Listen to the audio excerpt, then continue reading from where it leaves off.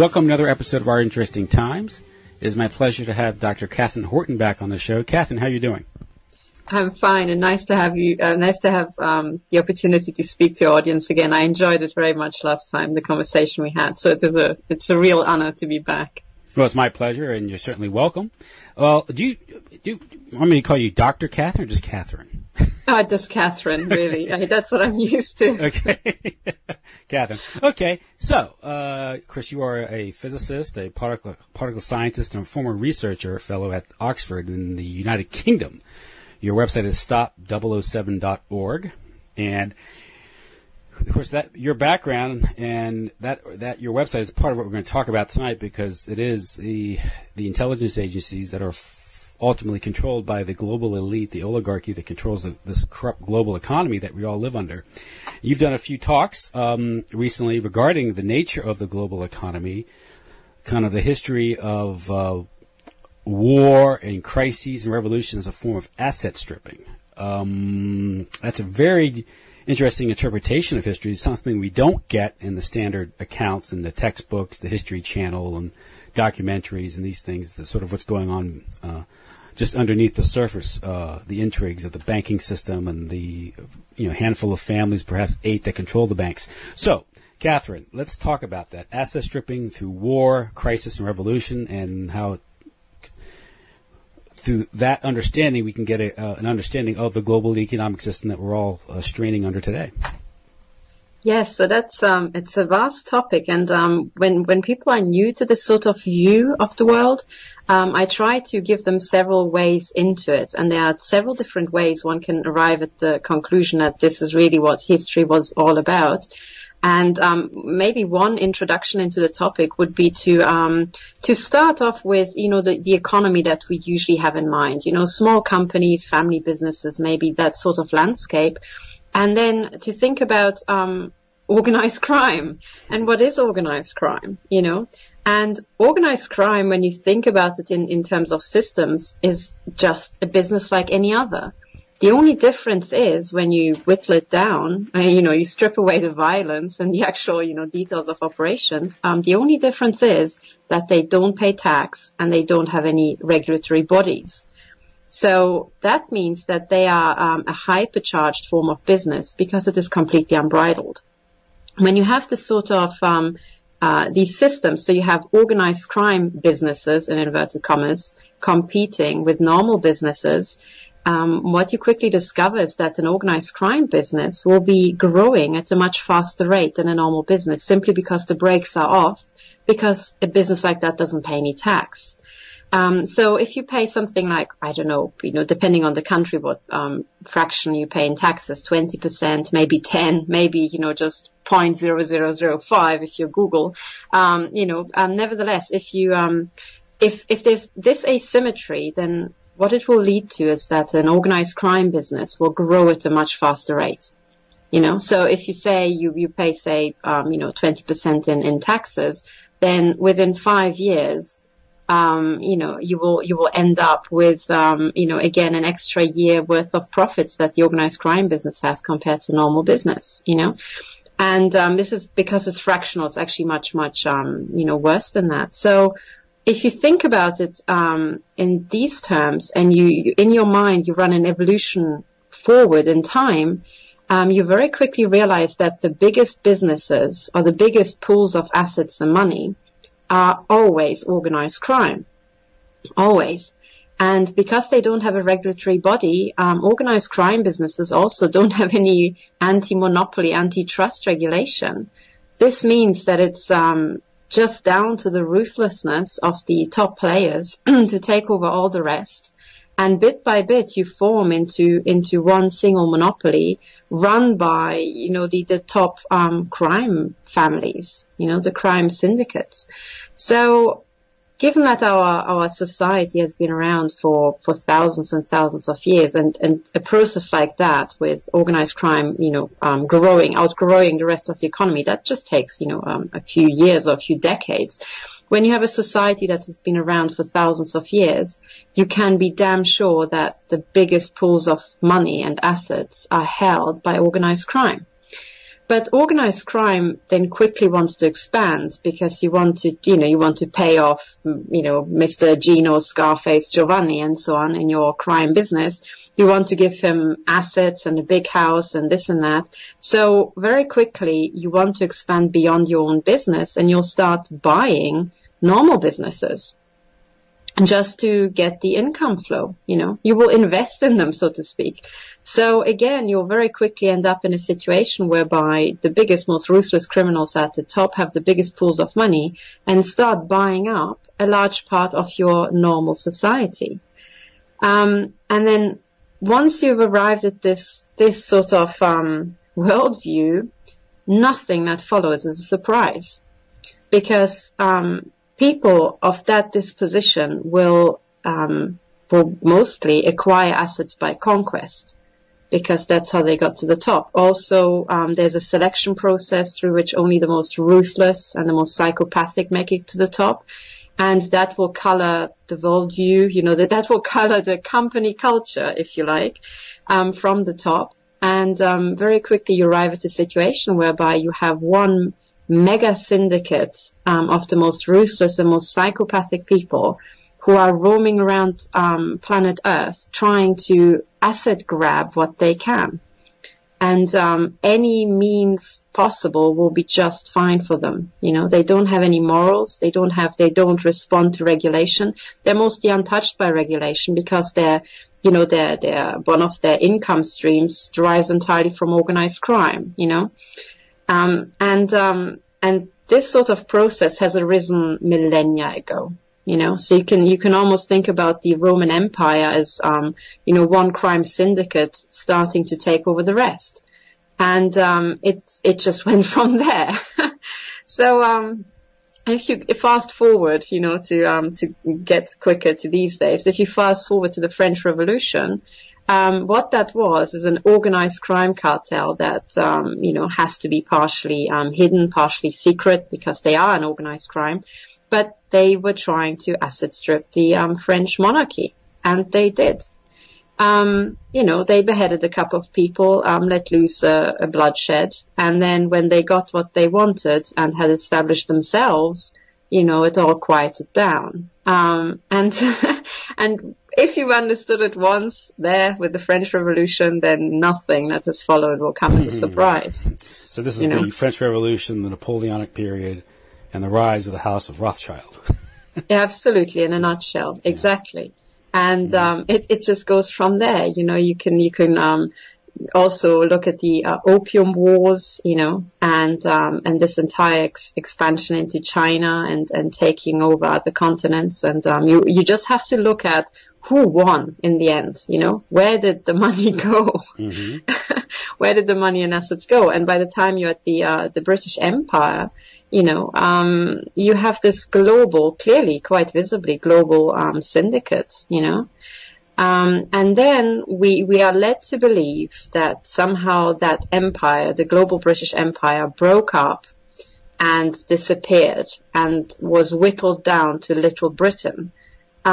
But that can't be the case, because when you look at systems analysis, unless there's some sort of big cataclysmic event, that somehow breaks up a large syndicate, these entities just continue to grow. And for a cataclysmic event to happen and for a large syndicate to be broken up, you typically need an even bigger system to come along and break it up. Otherwise, there are no levers. There's no mechanism by which you can break it up. And unless a bigger system exists, which I doubt it did at the time, something else must have happened. And I think what we saw in the so-called breakup of the British Empire was nothing the sort. It was just a corporate reorg, and things were labeled differently. And I think we can if you want a historical, I guess, illustration of that would be the Rhodes Roundtable, Milner Group, and the efforts around the late 19th century to reincorporate the United States into the Anglo fold. And this banking, the Morgan Banking House, which is always tied to the London House of the Rothschilds. That's how this organization was coordinated. Would you agree with that See, the actual ins and outs of what went on there, I'm not actually aware. So I'm not an expert on that, you know. So this is basically, so you're not talking to a historian, unfortunately. You're talking to a particle physicist and systems analyst. You understand what you're describing is the history bears that out, at least as I understand it, is Cecil Rhodes was an agent of the Rothschilds who went into Africa to control the gold mines, to asset strip. And he was enriched for it. He died a relatively young man, but he wrote his last will and trust, where he set up the Rhodes Trust was set up Oxford, you know, the Rhodes Scholarship. This is the mental conquest. The first step of empire is always the psychological conquest of people. So they internalize the commands of their oppressors. And that's what the Rhodes Scholarship, the Rhodes Trust is all about. But around 1900, late 19th century, there was an effort to bring the United States back into the Anglo fold, sort of this union of English-speaking peoples, as the Rhodes table talked about it.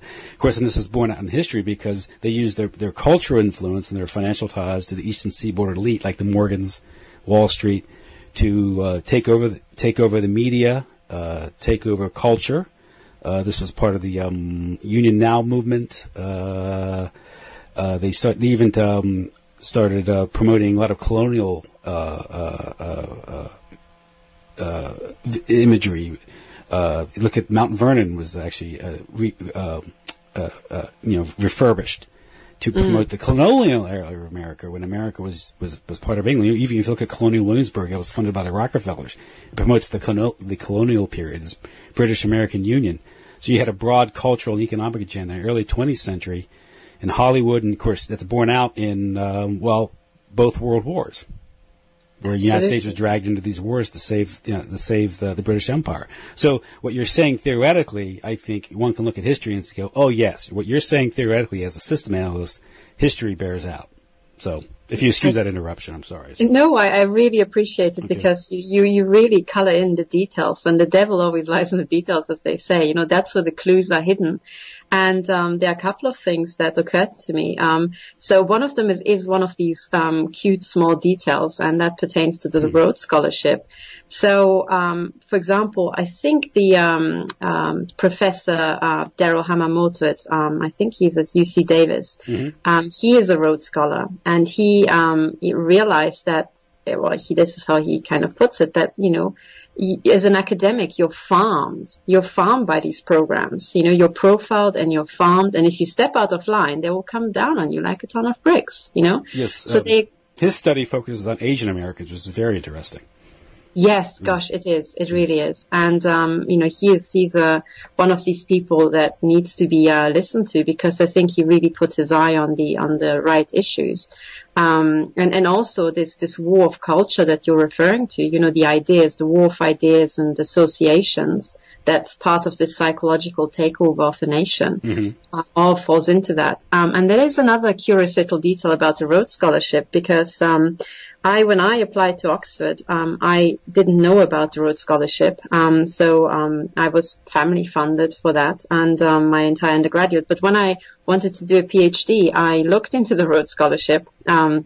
I didn't get one in the end, but I got something else. I was funded by the department. But, you know, but at the time, I looked at the actual entry conditions, and I talked to my supervisor at the time, and he had some students who became Rhodes Scholars as graduate students.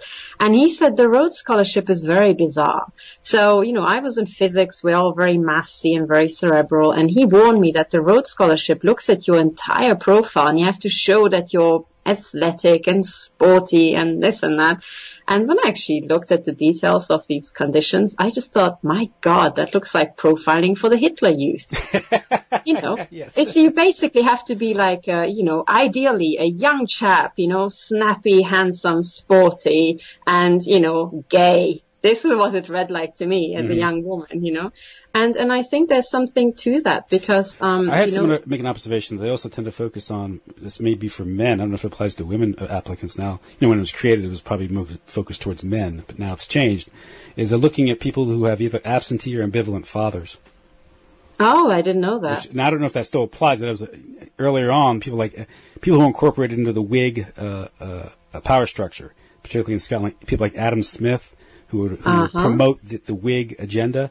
If you look at even more famous Rhodes scholars like, he was actually kicked out of the program because he had trouble with women at Oxford, but Bill Clinton, absentee father, and it's a weakness. They perceive sort of a vulnerability or weakness in the character as someone who comes from a broken family or an absentee father, which they can then exploit and mold that character even more, because psychologically the recipient of their benevolence, so to speak, will look at their benefactors as sort of a surrogate father, much more psychologically easily to control. I thought that was interesting.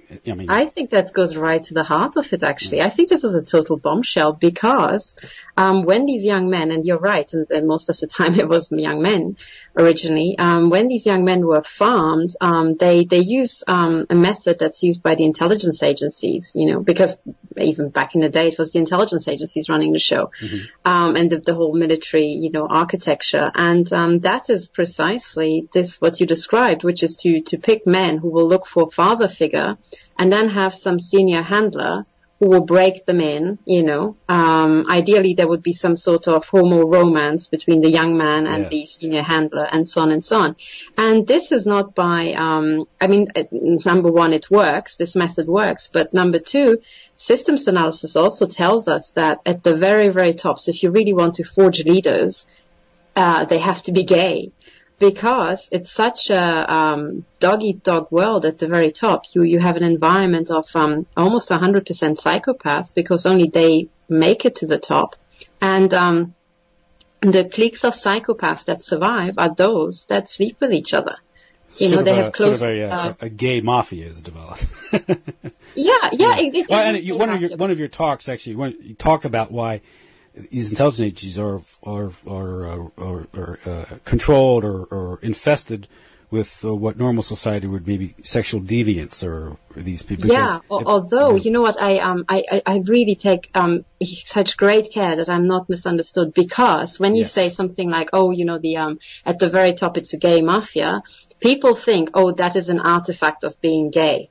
No, it's not. It's just because you're gay doesn't predispose you towards world domination. It's like a selection bias. Yeah, so, it's a component. It's a component. A psychological weakness that can be exploited. Yeah. Exactly. So basically what comes first is psychopathy to make it to the top. And then if you want to make it even further, ideally you should be gay. It really helps. Mm-hmm. So that's how it works. It doesn't work the other way around. Just because you're gay, you're not going to be a psychopath or, want to do this sort of stuff. Yeah. And one sexual, this is why you've gotten into talk a lot of this human, the targeting, there's a sexual angle to it, because the nature of it, it's such an important characteristic of our personality, what we are. It goes to the creation of life, that if you can use that as a weapon. Sex is easily weaponized, not just mass, like pornography or promotion of pornography in mass psychology, but also individually. It's a way to. Well, that's why sexual trauma is so debilitating. It's used as a tool because it's a method by breaking and manipulating the individual. Absolutely, and it's and sex is also one of the core driving elements, especially when you're dealing with psychopaths, because I'm trying to map out psychopaths as how they different from normal humans, and what I see more and more is that they have reduced functionality. They focus on the base functions, which is war and sex, and they are entirely absorbed by that. Whereas other people might have many, many other, interests. And I'm not saying all psychopaths can be reduced to that, but that's the driving element in those two categories is what they all seem to have in common.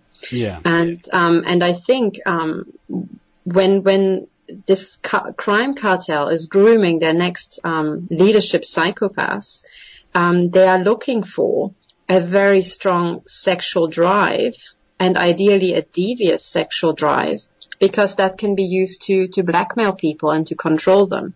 And also, the more devious the sex drive, the harder it is to get,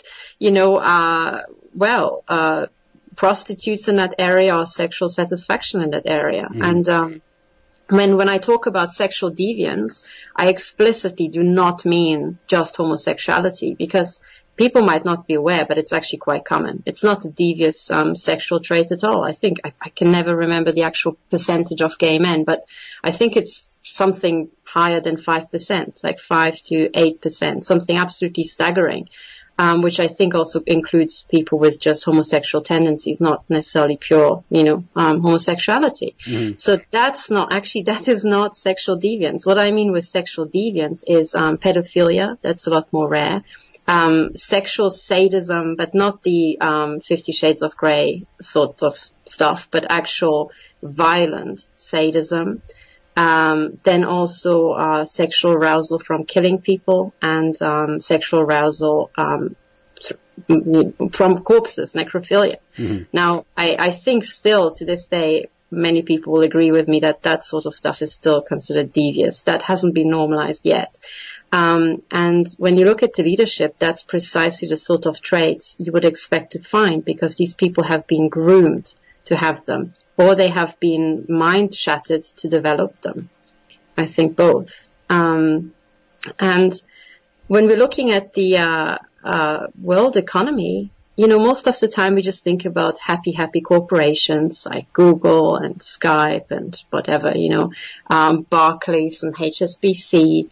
But that's not how the world works. We have to look at these entities as the happy fronts we see, and behind that is a huge syndicate of organized crime run by the most messed in the head, sexually deviant people that one can just about imagine. They are basically serial killers, or something horrific of that caliber. And I think very few people in the world go around thinking, oh, our world is being run by serial killers who have all the money and all the weapons in the world, and they just can't wait to have another round of mass slaughter. Sometimes not even to get more money. It's just to produce sadistic mass porn, Yeah. Sort of a global snuff film. Yes, exactly. And you know what? I think once you come to this realization, you maybe also understand why it's not really taught at school.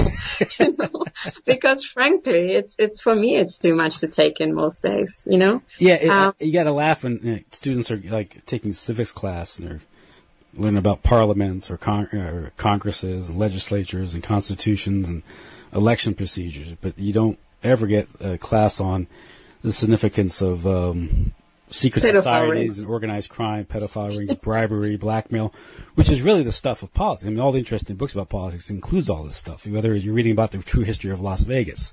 If you want to really understand how the world works, look how Las Vegas was developed. And that's kind of how the rest of the world was developed. Yeah, I've just realized I don't know anything about Las Vegas. I'm not but it's sure about organized crime. It's about, bribery, sex. It's about blackmail.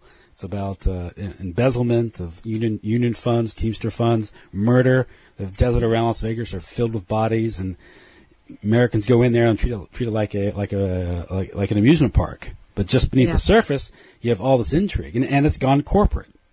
Yes, it's gone corporate. Yeah, exactly, and this thing going corporate. So I think these mass syndicates of organized criminals have been around and have been trying to take each other over. And they have been formalized. And when I look at secret societies, anything that's secret, sooner or later will end up criminal through the process of deep capture. Mm-hmm. And because it's secret, it can't recover. So given that that's the case, most secret societies at the very top are organized crime. And they are secret because they have to be, because they're criminal entities, they're criminal fronts. So all those police officers who are part of the Freemasons, they have to realize that they are part of an entity that's a front for organized crime. Mm-hmm. And when once you realize, there's the what's it called, the fraternity or the Fraternal Order of Police in the U.S., I think. Yep. Now, again, why do police officers need this sort of networking? That is, and with a satanic star to boot, with the eye and the Freemasonic handshake in the logo. So, of course, they don't. Police officers should be rooted in their community. They should have community links, not international links to these. And a fraternal organization, give me a break, right? So there you can see deep capture by organized crime spelled out.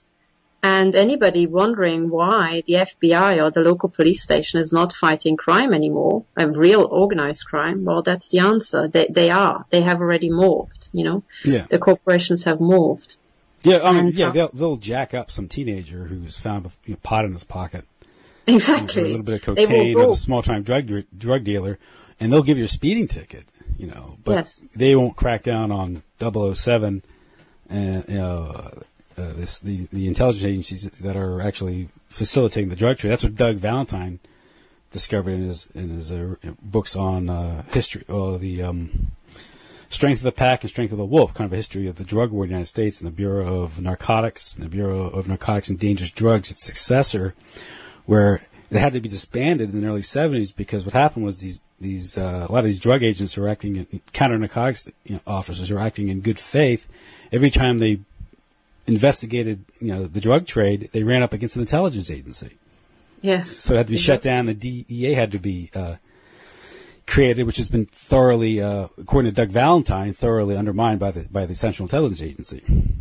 Exactly. It's there to manage the drug trade, not to shut they down. Run it. Yeah, they run it. Yes, they run it. Yeah. And if there's a big drugs bust where they have some, big, so-called, big drug nodes taken out, I think that's just punishing some local manager, Yes.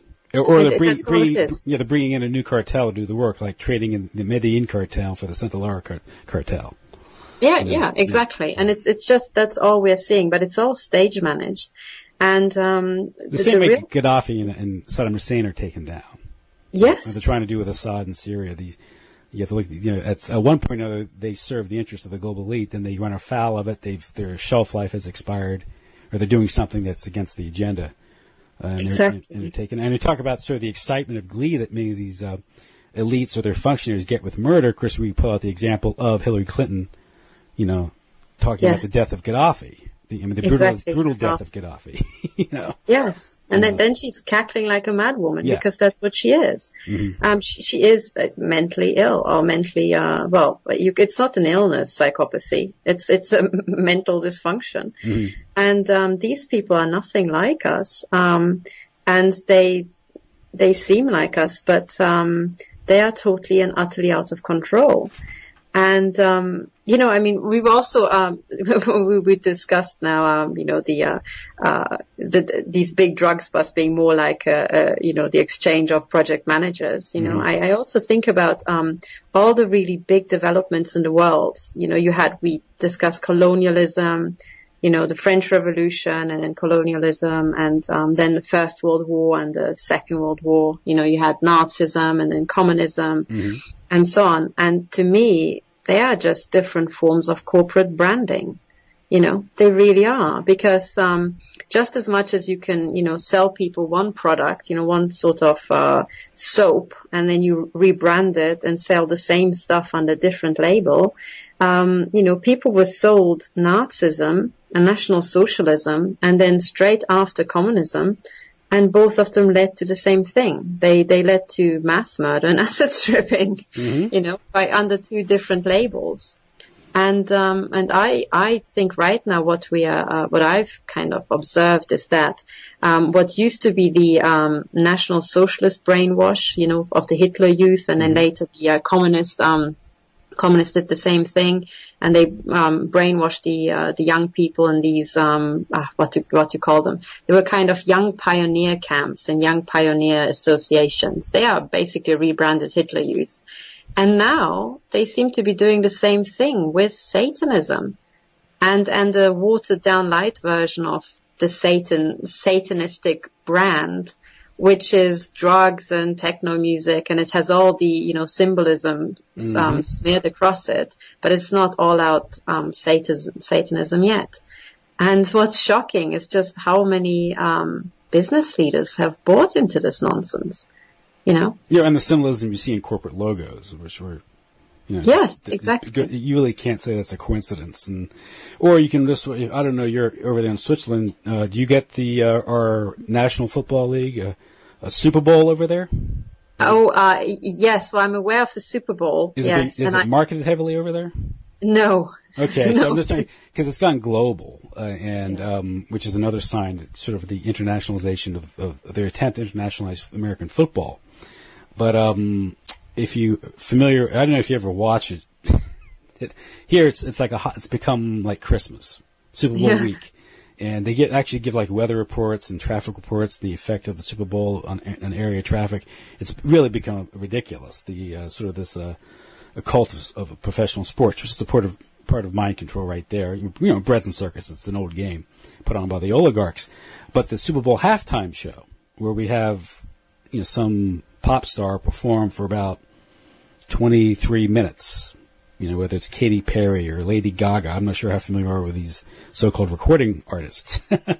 But if every halftime show always is rife with some sort of, or Madonna, a few years ago, she's a little long in the tooth of that now, but about 10 years ago she was doing it.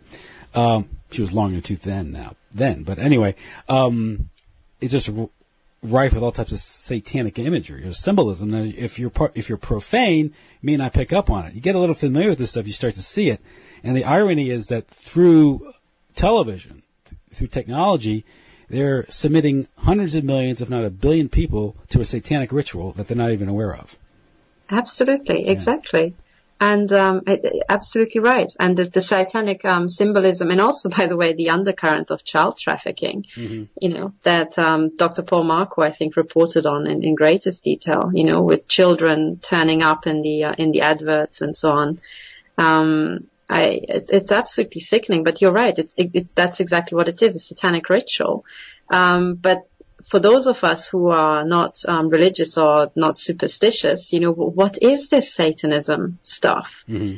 And to me, it is one-to-one exactly the same brainwash of old, just repackaged, And there's something there for everybody. So you can have some little satanic symbols and, stick your tongue out and, go on a rave, that sort of stuff. You have the satanic symbolism in all the music videos. After a while, people see it, so many times. They adopt it as some sort of, well, not quite language, but a sort of, I don't know, a background of aesthetic. Exactly, that's what I was looking for. Exactly, the background decoration. That's what you expect. It's just all, part of it. It's a bit like Corinthian columns in Rome, Yeah, yes, yeah. It's everywhere, or Art Deco in Chicago. It's wherever you go. But that's for the young people and the people who are kind of subliminally made used to this sort of, aesthetics. But then, the higher you get, the more people are very well aware that this is about human trafficking, and they can, I'm sure, dial up and actually buy the children who are on display in the ads, mm-hmm. And you can, in inverted commas, consume the kids straight after the, the show.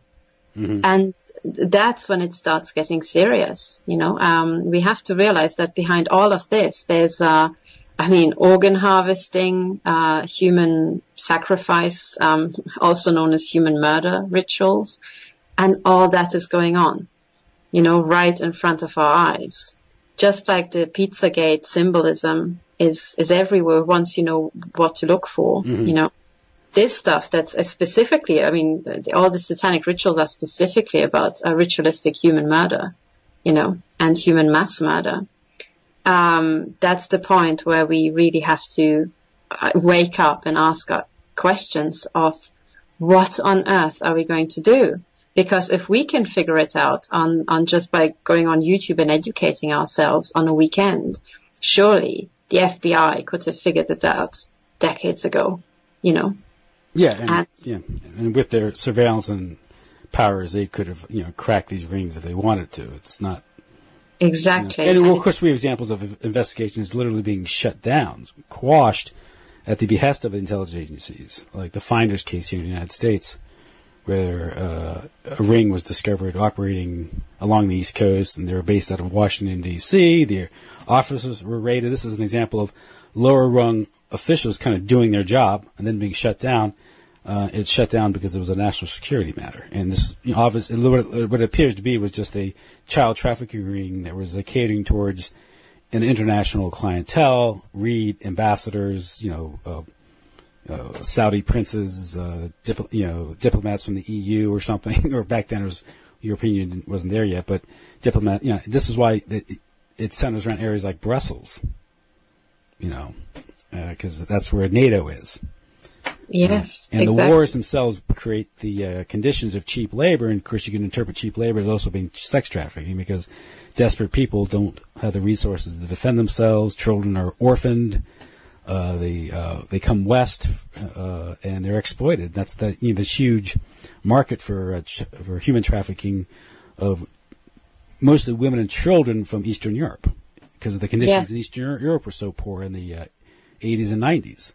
The breakup of Yugoslavia was a part of that. Not just getting access to the rare earth metals and resources and the infrastructure, but also the people themselves were harvested in that war. And you can see examples of that in the human trafficking networks operating in Central and Western Europe today. Oh, absolutely. And you know what? I think you've put your finger right on the core issue here, which is, this cartel has worked out how to get their hand on natural resources a long, long time ago. And they have assets stripped, or assets appropriated, all the natural resources in Africa and, Latin America and around the world. And now I think this is also what I think about the, wars in the Middle East.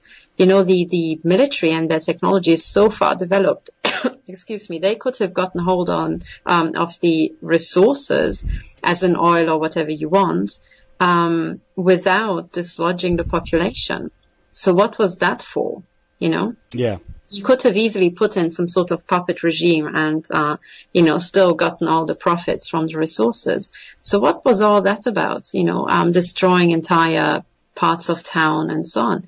And I think that's exactly what you said. It's about dislodging the population so that they become destitute, so that they can be organ harvested, sex trafficked, and trafficked as cheap human slave labor. Yeah, you don't want them developing anything on their own, because that way they become independent and healthy and start to think. Absolutely. Even the examples, going through examples of missionary work, there was a effort by the Jesuits in Paraguay in the 18th century. And they went in there and the Guaranis, there was an Indian tribe, that they actually taught language, a written language, so they developed consciousness. And to this day, they still speak this written language. They write it and they speak it.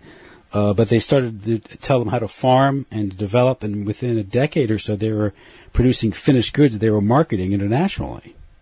Mm-hmm. Well, the other colonialists went in there and they shut it down. It's interesting. It was Freemasonic agents in the Portuguese and Spanish government.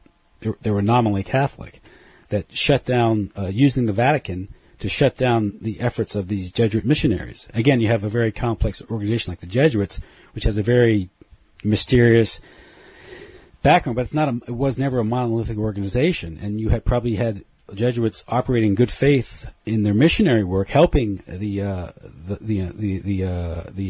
Aboriginals there to develop and become stronger, healthy, independent. But they were shut down because that alternative development model didn't conform to the designs of the imperialists back in Europe. And it's a very either that, or it was part of a bigger wash cycle. You kind of you bring people up to a certain point of development where they have some sort of income. You kind of get them hooked on certain things that they didn't have before. Then you market it to them, and then you impoverish them again. Yeah, that's kind of what happened to the developing world after in the 50s and 60s, the post-colonial era. Mm-hmm. Where it developed rapidly, but then in the 70s, this oil crisis was engineered, which caused oil prices to skyrocket. One of the objectives was to drown the developing world in debt, to impoverish it, or the efforts of the Rockefellers to bring mechanized agriculture, the so-called Green Revolution, where the ostensible claim was to boost crop yields, but what it is, they mechanized and centralized the agriculture and got agriculture addicted to mechanized oil, to petroleum, and changing the whole way of life in this area, and sort of bringing it into the sort of the fold of the global economic system. This is all globalism, and it's done under the shroud, behind the shroud, of philanthropy. Yes. Charity. Yes, and it's actually at core a harvesting operation. Mm-hmm. I think that's the best way to put it. And I really should look into that example you mentioned about Paraguay, because it intrigues me. I really would like to find out how they were shut down, and it's interesting to look at the money flows in these sort of scenarios, because that's the driving element. Yeah, a movie about that is with The Mission with Robert De Niro, made back in the 80s. I should have a look. Yeah, so when you have the movie, you get the story that the cartel wants you to take away from it. Yeah, I know. But that's already a good indicator, because it tells you what the cartel wants you to take away from it. Why would we know about it? That's right. Exactly. But it's you just have to invert it, and then you're there. You're at the answer. But that's very interesting. And I think what we all have to wake up to is that these sort of I call them the harvesting wash cycles, because there are these cycles. It kind of goes up and then it goes rapidly down, and before you know it, you're enslaved to this organized crime cartel. And that has been happening over and over, all around the world.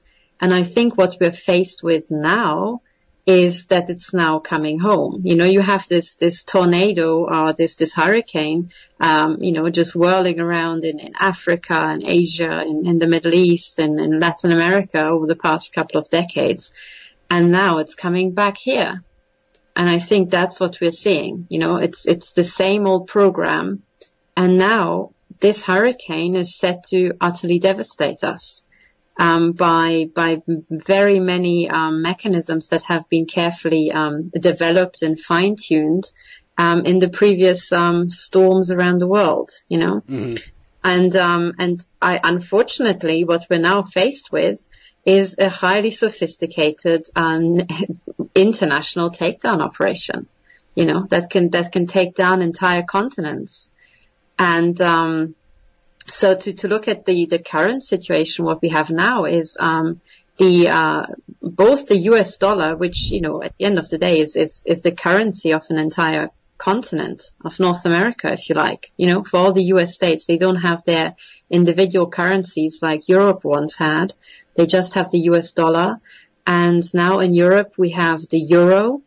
And both of these currencies have been so overinflated that I think unless the cartel keeps this juggling game, this artificial illusion going, I don't know. I at some point when the value went down to the actual real, countable value went down to 1/4 of the real value, I stopped following it because I started to panic. But I think by now the value of the dollar must be something like 1/10.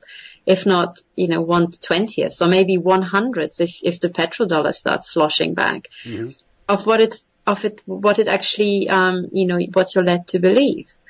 But if it were 1/10 and you had, $100,000 saved up over your life, or maybe you want to buy a house, and then the realization is that you don't actually have $100,000, you have 10,000, that's what the cartel left you with. And you have to, these are maybe your life savings, if you even have that much, because most Americans don't have that much. And the same applies for the euro. I don't think many people are ready to take that in. But what these sorts of calculations show us is that if the cartel chose to pull the rug out from under us, that's what we would be left with. That's what we could that's the solid ground we could possibly stand on. And that's not enough. It's for most people not enough to pay the rent for a year. So what are we gonna do? Well, part of that is because they designed these mechanisms to put us in that situation. One thing is, of course, the creation of the Federal Reserve note from the Federal Reserve Bank, which is owned by a handful of families. They control the currency, so you're forced to quantify your wealth. You're forced to engage in transactions with that currency, and then they manipulate the currency. So it's at the end of the day, it's a counterfeiting racket. That's exactly what it is. Exactly. And they are, and this entire, overinflation of the currency in normal systems, it's not possible to achieve this sort of stuff. By the way, if you have a non-criminal financial system, I don't think it's that easy or even possible to have currency collapses. You know, for example, what I learned at school, and that's one of the things I learned at school, is when you look at the hyperinflation in Germany, it was portrayed to me like Germany was gripped by some hyperinflation situation, and then to keep up with hyperinflation, the German Notenbank started printing these Reichsmark, things. And you can see these images of children playing around with huge piles of money, because they're worth nothing. Now, as a systems analyst, I would say that's impossible. Because without money quantity, hyperinflation is not defined. So what actually happened was the other way around. Somebody decided to take down the German economy for longer term goals, and then the Reichsbank started printing the Reichsmark. Mm-hmm. And they so utterly printed it into the ground that the entire country was swamped with this stuff so that even children could play with it because its value plummeted. But no one says that.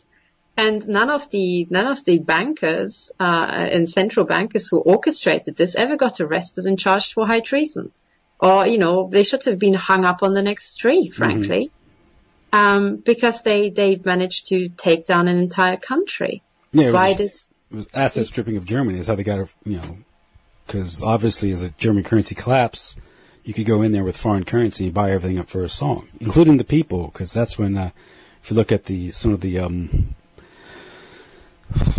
moral degradation of Germany, as demonstrated in Weimar, the Weimar Republic, and the sort of creation of a culture war, which because a lot of people had to sell themselves into prostitution just to make ends meet, and the reaction, of course, I think was the main point here, because I think at that time, if you look at British strategy, they needed to have a reaction to Germany to, continue or the second act, which was the Second World War, of the destruction of Germany as sort of as an independent power in Central Europe. Exactly. And the rise of Hitler. And people of Anthony Sutton, other people have traced the support of Adolf Hitler, not just from German industrialists, but from the City of London and Wall Street. And the same thing with the Bolsheviks in Russia. So a dialectic is being created there that they want to both destroy Germany and Russia so as to asset strip them. Precisely. And then the only thing I would add is that those Anglo-Saxon banks have by that time long ago been controlled from Switzerland. Yes. And I think it was Mao who was educated in Switzerland, and Lenin was here in Zurich for a long time before being sent back. I think he was in America before that, briefly, but that's the, Trotsky in New York. Maybe it was Trotsky. I get confused. But this is basically, it was engineered from here. And I always look at Switzerland as the fortification of this organized crime cartel. It has tentacles everywhere, but it had to somehow accumulate the loot, and it sticks it, as it seems, into bunkers all around the world. But, somewhere they needed to have a big, fort complex. And I think that's Switzerland. Yeah. And that's why Switzerland is so armed to the teeth, And you have Helmut Schacht, the Minister of Finance for Hitler, just before in Weimar and Germany, but he was good friends with Montague Norman, and also, of course, he was part American. I think he also was affiliated with Benjamin Strong back in New York. But he's very close with the Cliveden set, the British. And basically what you had was a Whig or British Freemasonic agent working within the Third Reich hierarchy to manipulate the economy there. And as soon as Hitler comes to power, credit opens up, and he's able to engineer this so-called miracle, which rearms Germany, which makes the Second World War possible. Absolutely. And the question is, who controls the Freemasons? And the way I see it is that if you look at this entity of, the secret societies, I mean, the job of an intelligence agency is always to infiltrate anything secret, right? Mm-hmm. So very quickly, you will have the intelligence agencies infiltrating the Freemasons. The intelligence agencies also infiltrate each other. So that leads to a global morphing, of, this cross-infiltration until they just become one administration. Yeah, this is if you remember the old war, the typical scene from an old Cold War movie, and the KGB agent meeting up with the old CIA hand, and one says to the other, my friend, we're getting too old for this business. And there's a, community there's a culture, a community there where they're playing this game of spy versus spy. At the end of the day, they're very much the same. They are, and I think by now they're part of the same international corporation. Mm-hmm. I always look at the different intelligence agencies as local branch offices of the same entity. And if they go up against each other, it's a stage thing. It's stage managed. Yeah. Here's an illustration of that. Of course, we alluded to Wall Street and London's support for the Bolsheviks and for Hitler, and suppose these are enemies of Western capitalism, and so why are they being funded by these interests? Well, I think, to asset strip, to destabilize these regions, to ultimately to capture the resources and exploit the people there. Mm-hmm. But here's an example laid out in the 70s. As Chris says, this is the Cold War period, and it was William Casey, who was the future director of Central Intelligence, but he was the head of the Import-Export Bank under Nixon. And he helped negotiate this huge industrial project on the Kama River in the Soviet Union, this industrial project that would develop all types of industrial products, trucks, things that could be used for military, things like that.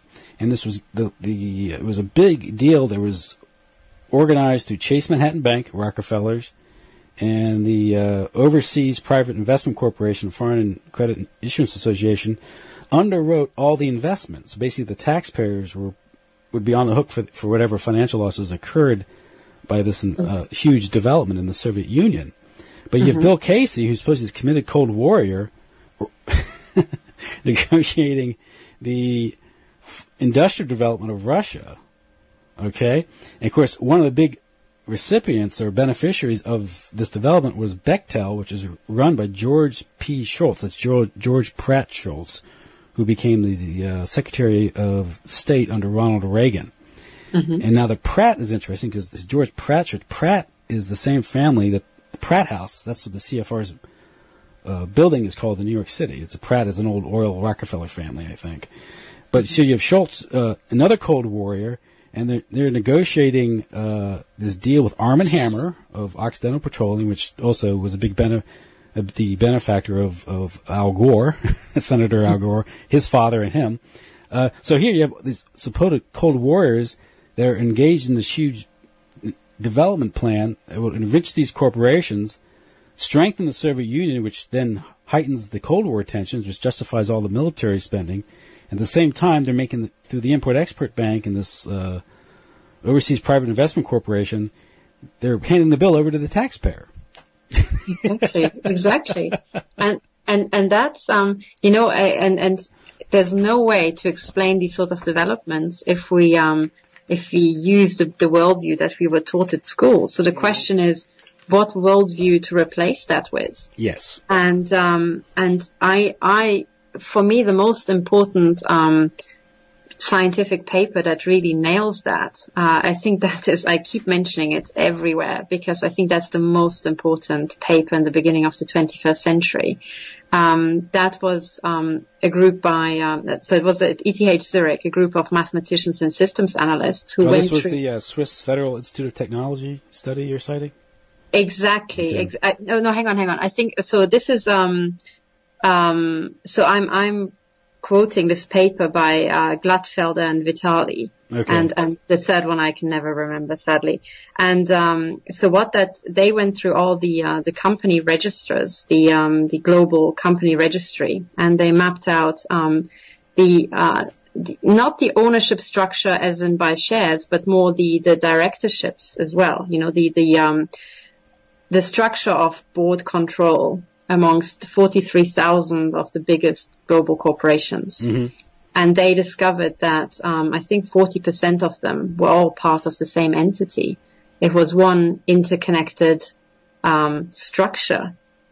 And the way this structure, achieved control over all these companies, was through interlocking board memberships.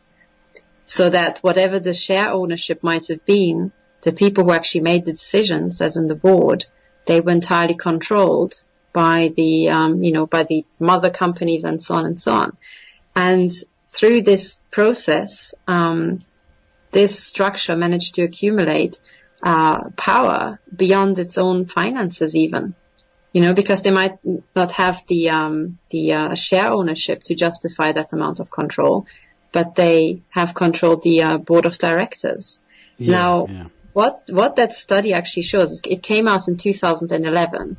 And as far as I'm aware, for the first time in human history, that's an accurate map of this global syndicate, the global cartel. It's now not a theory anymore, this is real, this is now proven. What that study by ETH Zurich leaves out are two things. So when you have so the way to look at this syndicate in terms of systems is like one system. It's like one big organism, okay?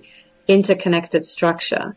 Now, once you control 40% of the biggest normal companies, if you like, those that are in the company registry, what's not said is that at that scale, you will also control most governments, and you will also control, and if you pull 40% of the profits from these global corporations, or more even, because the biggest ones have bigger share of the profits, this entity would also pull the profits from organized crime. So what that study actually shows, it's mapping out the visible parts of the organized crime cartel. That's another way of looking at it. So if we say, as we said in the beginning, there's this big organized crime cartel that has been doing asset stripping around the world. And it has been, massive centuries ago. So by now it's truly global and truly big. What we now see is it owns 40% of the visible companies. And when this organized crime cartel does asset stripping around the world, we expect the profits, at least partially, to go to these visible companies, and another part of the profits to go to the invisible businesses, which are organized crime.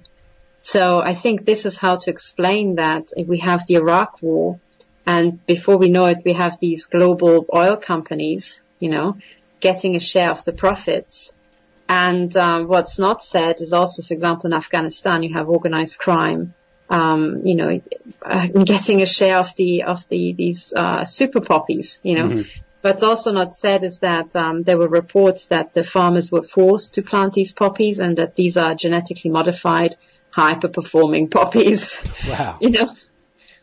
And suddenly it all makes sense, It's a business plan, yeah. It's a business plan, exactly. And now the question that's really not just relevant, it's important for survival for us in the West is, what does this organized crime cartel want from us? What can it possibly want? And to answer that question, given the size of this big monster, we have to look at the biggest assets that we have.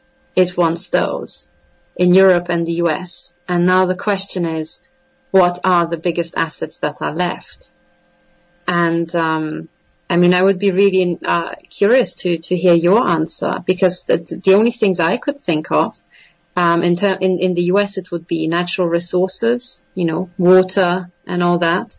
And I suspect that these water crises, like in Flint, are just a precursor towards, privatization, absorption into this big cartel.